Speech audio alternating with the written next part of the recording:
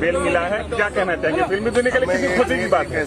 Delhi high court ने 16 फरवरी को cheque bounce case मामले में राजपाल यादव की सजा पर रोक लगा दी है। इसके साथ ही राजपाल यादव के लिए जेल से रिहा होने का रास्ता भी साफ हो गया है। बरीन बेंच की रिपोर्ट के मुताबिक जस्टिस सूर्यकांत शर्मा ने कहा है कि बॉलीवुड एक्टर राजपाल यादव की सजा 18 मार्च तक सस्पेंड की जाती है, यानी कि ये अंतरिम बेल है जो अगली सुनवाई तक ही दी जाती है और बाद में कोर्ट के इच्छा पर इसे अमूमन बढ़ा भी दिया जाता है। और कोर्ट ने अंतरिम आदेश तब दिया है जब राजपाल यादव ने शिकायतकर्ता को 1.5 करोड़ का भुगतान भी कर दिया है। एक्टर राजपाल यादव ने कोर्ट को यह भी बताया है कि उनकी भतीजी की शादी 19 फरवरी को है और इन परिस्थितियों को देखते हुए फिर कोर्ट ने उन्हें अंतरिम जमानत दे दी है। दिल्ली हाईकोर्ट ने कहा है कि अगली सुनवाई की तारीख तक सजा का अंतरिम निलंबित किया जाता है। आपको यानी कि राजपाल यादव को कोर्ट में मौजूद रहना होगा, या तो वीडियो कॉन्फ्रेंसिंग के जरिए हो या फिर खुद आएं। और हम कोई भी डिस्क्रिप्सी या असंगत नहीं चाहते हैं। इससे पहले मई 2024 में एक सेशन कोर्ट ने चेक बाउंस केस में राजपाल यादव को दोषी ठहराया था। अदालत ने 5 करोड़ बकाया होने के चलते तब एक्टर राजपाल यादव को 6 महीने की जेल की सजा भी सुना चुकी थी। हालांकि बाद में हाईकोर्ट ने उनके वकील के आश्वासन पर सजा पर रोक लगा दी थी। उन्हें कोर्ट को यकीन दिलाया था कि राजपाल यादव कर्जदार प्रोडक्शन कंपनी के साथ मामला को बहुत ही अच्छे तरीके से सुलझा लेंगे, लेकिन वो ऐसा नहीं कर पाए। तो 2 फरवरी को हाईकोर्ट ने राजपाल यादव की यह दलील को खारिज कर दी। डिमांड ड्राफ्ट में अनजाने में हुई गलती के कारण भुगतान नहीं हो सका और फिर कोर्ट ने कहा कि उन्होंने गलती सुधारने के लिए कोई कदम उठाया ही नहीं था।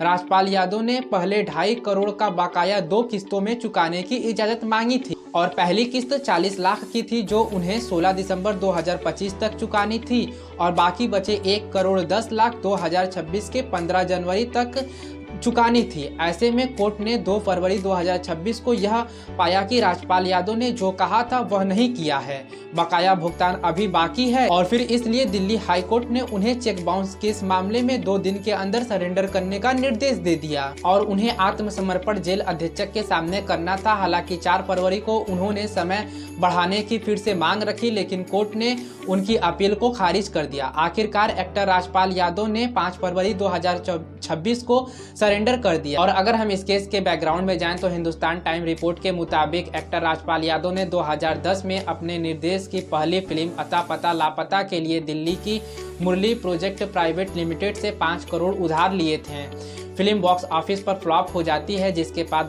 बाद राजपाल यादव पैसा नहीं लौटा सकते हैं। मामला जो है वह कोर्ट तक पहुंच जाता है। 2018 में एक मैजिस्ट्रियल कोर्ट यानी कि निचली अदालत ने उन्हें और उनके पत्नी को 6 महीने की असाधारण कारावास की सजा भी सुनाई थी।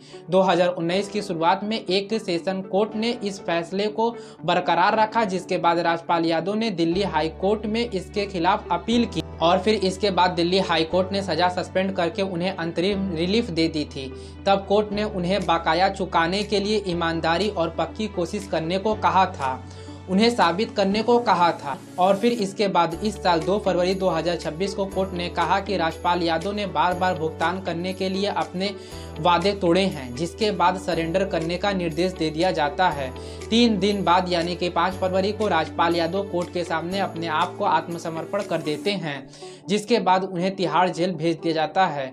अब अभी तक आप लोगों ने सिक्के के एक पहलू की बात को समझ लिया है। अब सिक्के के दूसरे पहलू कौन है, किससे इन्होंने उधार लिया था? प्राइवेट लिमिटेड कंपनी, जैसे कि आपको पता है कि मुरली प्राइवेट कंपनी, इसके ऑनर कौन थे और इनकी बात क्या है और ये कब कब अपना पैसा मांगे, क्या कहें। आइए इनकी भी बात को हम लोग समझते हैं और सुनते हैं और देखते हैं कि ये क्या कह रहे हैं। तो दोस्तों, इस सिक्के के दूसरे पहलू पर हैं गोपाल अग्रवाल। जी हाँ दोस्तों, शाहजहांपुर के रहने वाले हैं गोपाल अग्रवाल। गोपाल अग्रवाल का कहना है कि साल 2010 में एक साझा परिचित के माध्यम से उनसे वो संपर्क करते हैं, यानी कि राजपाल यादव गोपाल यादव से किसी के माध्यम से संपर्क करते हैं। फिल्म पूरी होने वाली थी और आर्थिक मदद की जरूरत बताई जा रही थी। भावनात्मक अपील भी नहीं, हम पीछे नहीं पड़े साहब, हम तो बिजनेसमैन हैं जी। नमस्ते। श्री राजपाल यादव जी शाहजहांपुर के रहने वाले हैं और हमारा भी शाहजहांपुर में व्यवसाय है, लेकिन ऑफिस रजिस्टर्ड ऑफिस हमारा दिल्ली है। तो यहाँ पर हमारे एक परिचित हैं जो इनके और हमारे कॉमन परिचित हैं, जो पूर्व सांसद हैं मिथिलेश कुमार जी, अभी भी सांसद हैं, अब राज्यसभा से हैं, उसमें लोकसभा से थे। तो उनके माध्यम से ये हमारे पास आए थे, इशू नहीं है। तो उन्होंने काफ़ी हमसे कहा कि हमारी ये फिल्म काफ़ी बन चुकी है, अगर हमें कुछ पैसे नहीं मिले तो हम ये हो जाएंगे, वो हो जाएंगे, बर्बाद हो जाएंगे।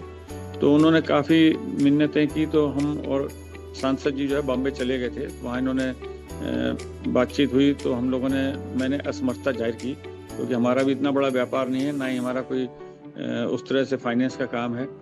तो उस समय जो है इनकी जो पत्नी है, बहुत शरीफ महिला है, राधा यादव जी, उनके बहुत मैसेज आए।